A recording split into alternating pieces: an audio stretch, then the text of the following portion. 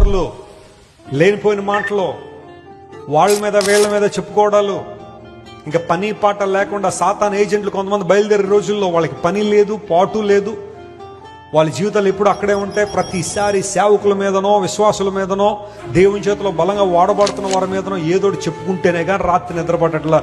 You are in a danger place. నువ్వు చాలా ప్రమాదకరమైన పరిస్థితిలో ఉన్నావు.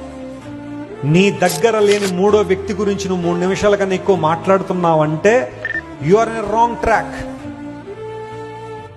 నువ్వు చెడు మార్గంలో ఉన్నావు, పుకార్లు మోస్తున్నావు. నువ్వు అనవసరం సంగతి తెలియకుండా, వాస్తవం ఏంటో తెలియకుండా మాట్లాడేస్తున్నావా?